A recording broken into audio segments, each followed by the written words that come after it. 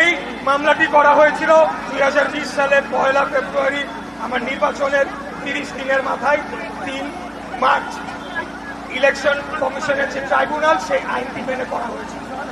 দীর্ঘদিন যাবৎ কোনো প্রতিকার পায় নাই, দেশে আইনের শাসন ছিল না। খুনি হাসিনার আত্মীয় মেয়র তাপসকে অবৈধভাবে রাত 1টার সময় জোর করে গ্যাজেট ঘোষণা করে বিজয়ী ঘোষণা করা হয়েছিল। যখন 5টা থেকেই আমরা বিভিন্ন কেন্দ্র থেকে ফলাফল পাচ্ছিলাম, আমি এগিয়েও ছিলাম, 6:15টার দিকে বন্ধ করে দেয়, রাত 1টার দিকে তখন এটা একটা বানোয়াট ফলাফল ঘোষণা করে। সেটাকে অবৈধ চেয়ে আমরা মামলা করেছিলাম এবং পরবর্তীতে সকল সাক্ষী প্রমাণ সবকিছু শুনানি শেষে আদালত কর্তৃক নির্ধারিত হয়েছে যে মামলাটি সঠিক ছিল এবং আমি বিজয়ী প্রার্থী হতে পারি আইন অনুযায়ী। এরপর নির্বাচন কমিশনে পাঠানো হয়। কমিশনের সেখানে বিজ্ঞ আইনজীবীরাও রয়েছে, আমার জানা মতে 7-8 জন ডিস্ট্রিক্ট জজ তারা আইনজীবী প্যানেল হিসেবে কাজ করে থাকেন। তারা পুরো মামলাটি পুঙ্খানুপুঙ্খভাবে সেটিকে পরীক্ষা নিরীক্ষা করে দেখেছেন এবং নিশ্চিত করেছেন একটা যাতে এখানে কোনো গ্যাপ না থাকে, কোনো ভুল না থাকে। তারপরেও এক অদৃশ্য চাপে নির্বাচন কমিশনকে বাধ্য করা হলো আইন মন্ত্রণালয়ের কি মতামত চাওয়ার জন্য।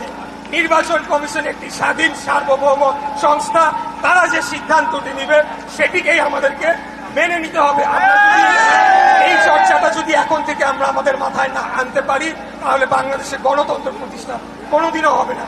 এখন অতীতে যা হচ্ছিল ভিন্ন ব্যানারে একই জিনিস চলতে থাকে। এরপর গেল আইন মন্ত্রণালয়ে, আবার আসলো ইলেকশন কমিশন, তার আইন অনুযায়ী গ্যাজেট করলো।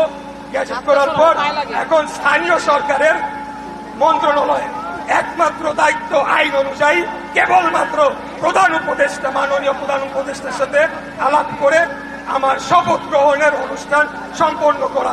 এর বাইরে তাদের মতামত দেওয়ার কিছু নাই, কারণ ইতিমধ্যে ভোট নির্বাচন কমিশন আইন মন্ত্রণালয় হয়ে এই ফাইলটি দিয়েছে, তারা শুধুমাত্র শপথের আয়োজন করবে। এরপরে আপনারা দেখেছেন একটি নতুন দল, যাদের ব্যাপারে আমি অত্যন্ত আশাবাদী ছিলাম, সত্যি কথা বলতে, যে নতুন তরুণদের একটি দল প্রতিষ্ঠা হচ্ছে। এটা বাংলাদেশের রাজনীতির জন্যও ভালো, আমাদের জন্যও ভালো, তরুণরা নেতৃত্বে এগিয়ে আসুক। কিন্তু আমরা দেখলাম যে দল গঠন করার পর এই সরকারের মধ্যে তাদের দলের কয়েকজন প্রতিনিধি রয়ে গেল। তার মানে আমরা যে কারণে আন্দোলন শুরু করেছিলাম 2011 সালে, যে একটা সম্পূর্ণ নিরপেক্ষ সরকারের অধীনে জাতীয় নির্বাচন হবে, সেখান থেকে আবার আমরা পেছনে গেলাম। এখানে আমি একজন উপদেষ্টার উদাহরণ দিব, জনাব নাহিদ ইসলাম। অত্যন্ত উনি একটা ভালো পদক্ষেপ নিয়েছেন, প্রশংসনীয়। উনি পদত্যাগ করে গিয়ে রাজনীতি গিয়ে জয়েন করেছেন, রাজনীতি করছেন। কিন্তু বাকি যে 2 জন উপদেষ্টা রয়েছে তারা এখনো এই সরকারের ভেতরে রয়েছে এবং তাদেরকে মদত দিচ্ছে আরো 2-1 জন উপদেষ্টা, যারা সম্মিলিতভাবে বাংলাদেশ জাতীয়তাবাদী দল আগামীতে যাতে নির্বাচনে না আসতে পারে, ভালো না করতে পারে, রাষ্ট্র ক্ষমতায় না আসতে পারে, আমাদের নেতা দেশে এসে দেশ সংস্কারের যে 31 দফা দিয়েছে সেটাকে বাস্তবায়ন না করতে পারে, সেটার মধ্যে যুক্ত রয়েছে। এই যে আমার ঘটনাটি নিয়ে আমরা যেটি দেখতে পেলাম যে সরকারের ভেতর থেকে বিচার বিভাগের উপরে হস্তক্ষেপ করা হয়েছে রায় প্রদানের সময়, নির্বাচন কমিশনকে এক প্রকার জিম্মি করার চেষ্টা করা আজকে হয়েছে, আপনারা দেখেছেন। এবং সম্পূর্ণ ব্যুরোক্রেসি তারা নিয়ন্ত্রণ করছে। এখন এই অবস্থায় আমার একজন প্রার্থী, আমার সাথে যদি এই আচরণ করা হয়, যখন জাতীয় নির্বাচন হবে, রাষ্ট্র ক্ষমতা পরিবর্তনের প্রশ্ন চলে আসবে, তখন কি আপনারা আশা রাখতে পারেন যে নিরপেক্ষভাবে বাংলাদেশে জাতীয় নির্বাচন হবে? এরা এই সরকারে থাকা অবস্থায় না না না, আপনারা বলেন না কেন ভাই হবে? হাসিনার আমলে কি হয়েছিল? একই কাজ তো করেছিল, সে বিচার বিভাগের উপরে হস্তক্ষেপ করেছে, নির্বাচন কমিশন ধ্বংস করেছে, প্রশাসনকে সে ব্যবহার করেছে, তাই কিনা? আমরা কি আরেকটা স্বৈরাচারের জন্ম হতে দিতে পারি? স্বৈরাচারের জন্ম এই বাংলাদেশের মাটিতে আমরা হতে দেব ইনশাআল্লাহ। আর যদি হয় হাসিনার যে পরিণতি হয়েছে, 17 বছর আমরা যেভাবে রক্ত ঘাম জীবন এক করে জীবন দিয়ে খুন হয়ে মামলাকে জেল কেটে নির্যাতিত হয়ে খুনি হাসিনার পলায়নের প্রেক্ষাপট রচনা করেছিলাম। আমরা যে কোনো স্বৈরাচারকে যে কোনো সময় উচিত জবাব দেওয়ার জন্য প্রস্তুত রয়েছি। এখানে কোন মেয়রের বিষয় না, কোনো কিচ্ছু বুঝি না। এখানে আমাদের রাষ্ট্রের যে মৌলিক রাষ্ট্র ব্যবস্থা সেটার প্রশ্ন চলে আসছে এবং এই কর্মকাণ্ডের মধ্যে দিয়ে এই উপদেশটা যারা এটার মধ্যে জড়িত সরকারেরও উদ্দেশ্য, সরকারের নির্দেশ ছাড়া তো অবশ্যই এই পর্যন্ত এটা আসতো না। অতএব উদ্দেশ্য সম্পর্কে আমরা জনগণের সামনে আজকে উন্মোচন করে দিলাম। এখন এরা কিভাবে সংশোধন করবে, কিভাবে তারা তাদের নিরপেক্ষতা ফিরে পাবে, সেটা তাদেরকেই সেই পদক্ষেপটা নিতে হবে। এবং আমি ব্যক্তিগতভাবে মনে করি তার প্রথম কাজটি হচ্ছে স্থানীয় সরকার উপদেষ্টা জনাব আসিফ মাহমুদ সজীব ভুঁইয়াকে অবিলম্বে পদত্যাগ করতে হবে। এরপর আরেক ছাত্র নেতা জনাব মাহফুজ আলম উপদেষ্টা তাকেও পদত্যাগ করতে হবে। আমরা কি এইভাবে কেন ব্যক্তিগত পর্যায়ে নিয়ে যাচ্ছি? এখানে জনাব দুইজন উপদেষ্টার সাথে আমার ব্যক্তিগত কোনো পরিচয়ও নাই, কোনো শত্রুতাও নাই, বৈরিতাও নাই, কোনো কিচ্ছু নাই। এখানে কেবলমাত্র বাংলাদেশের গণতন্ত্র, বাংলাদেশের জনগণের ভোটের অধিকারের জন্য আজকে আমাকে এই আন্দোলন নিয়ে রাস্তায় নামতে হচ্ছে। আমি ওনাদের শুভকামনা করি। ওনারা পদত্যাগ করে যে রাজনৈতিক দলের তারা সদস্য হয়েছেন বা হতে চান সেখানে গিয়ে সাংগঠনিক রাজনীতি করেন।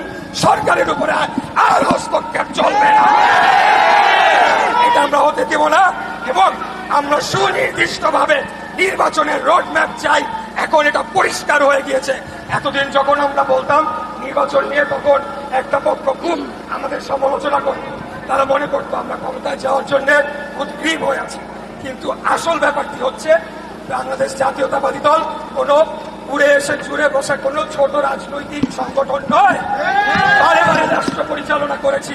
আমাদের এই দলের যে বয়স হয়েছে, এখানে যে নেতৃবৃন্দরা রয়েছেন, কি আমরা বারে বারে রাষ্ট্র ক্ষমতা ছিলাম। আমরা ষড়যন্ত্রগুলা আমাদের নেতৃবৃন্দ বহু আগে থেকে দেখতে পাই এবং এই ধরনের যে ষড়যন্ত্র হতে পারে সেটির আলোকেই কিন্তু বারবার নির্বাচনের কথা বলা হচ্ছিল। এখন সেটা জনগণের কাছে আরো উন্মোচিত হয়ে গেল, সামনে আরো উন্মোচিত হয়েছে। অতএব এখন এই পরিস্থিতির উত্তরণে আমরা আজকে এখানে এই কারণে আসি নাই যে একটা গ্যাঞ্জাম বাঁধাবো, এখন অনেকদিন আন্দোলন, হাসিনা তো নাই, কি করা যায়, চলো কি একটা মারামারি বাধাই দিয়ে আসি, সেটা কিন্তু এখানে সেই উদ্দেশ্যে আমি আসি নাই। আমি এসেছি যে এখানে একটা সমাধান করতে হবে, এমন শান্তিপূর্ণ সমাধান যেখানে সকল গণতন্ত্রী বলা এবং আমাদের সহযোগী আন্দোলনকারী যতগুলো রাজনৈতিক দল ছিল তারা যাতে পাশাপাশি সহ অবস্থান করে তাদের রাজনীতিটা করতে পারে, ক্যাম্পাসে যাতে সহ অবস্থান করতে পারে এবং আলটিমেটলি একটা নির্বাচনের মাধ্যমে সরাসরি প্রত্যক্ষ ভোটের মাধ্যমে জনগণের সরকার প্রতিষ্ঠিত হোক, যারা এসে সংস্কারগুলো দীর্ঘমেয়াদে করবে। এই আশা নিয়ে এই কথাগুলো বলার জন্য আজকে আমি আপনাদের সামনে এসেছি। আমরা বলবো যে আমাদের এখন পেছনে ফেরার কোনো সুযোগ নাই। এখন আমরা রাজনৈতিক দল হিসেবে বিএনপি আমাদেরকে ফসল ঘরে নিয়েই এখান থেকে ফেরত যেতে হবে। যতদিন আমাদের দাবিগুলো মানা হবে আমরা এখান থেকে যাব না। এটা হলো আমাদের শেষ ঘোষণা। সবাই ভালো থাকবেন। খোদাফেজ। সর্বস্তরের জনগণ, ঢাকার বাইরে পেশাজীবী, শ্রমজীবী, ব্যবসায়ী যারাই রয়েছে এবং একেবারে প্রান্তিক পর্যায়ে দরিদ্র কৃষক ভাইদের সহ সবাইকে বলবো, যদি কোনোভাবে আমার কথাগুলো আপনাদের কানে পৌঁছায়, আপনারা তো আপনাদের ভোটের অধিকার ফেরত চান। সবসময় মনে রাখবেন আমাদের ভিতরে আমাদেরকে যে অপবাদ দেওয়া হচ্ছে এগুলো একটা চক্রান্তের অংশ। আমরা আপনার আমার ভোটের অধিকারের জন্যই লড়াই করে যাচ্ছি, এর বেশি কিছু না। ক্ষমতা আমাদের জন্য মুখ্য না। যদি মহান আল্লাহ তাআলা চায় আমি ওই মেয়রের চেয়ারে গিয়ে বসতেই হবে আল্লাহ চায়। আর যদি আল্লাহ আমার কবলে সেভাবে না লেখা রাখে তাহলে মৃত্যুর আগ পর্যন্ত তো বসতে পারবো না। আমি সেইটাই বিশ্বাস করি। আমি নীতি আদর্শ নিয়ে এখানে আজকে রাজনীতি করতে এসেছি এবং জনগণের ন্যায্য অধিকার দাবি আদায়ের জন্য আমরা রাজপথে অবস্থান করছি। আমাদের পাশে কতগুলো ভাই রয়েছে, আমি ওনাদের পরিচয় করতে গেলে অনেককে দিতে হবে। তারা 5 দিন যাবত 6 দিন যাবত বৃষ্টিতে ভিজে, রোদে ভিজে এই যে আন্দোলনটি করছে, আপনাদের কি মনে হয় ইশরাকের মেয়রের জন্য? না, আপনার আমার জনগণের ভোটের অধিকারের জন্য। সর্বাত্মকভাবে এই আন্দোলনে যোগ দিলাম। আমিও পাশাপাশি এখানে অবস্থান করবো যতদিন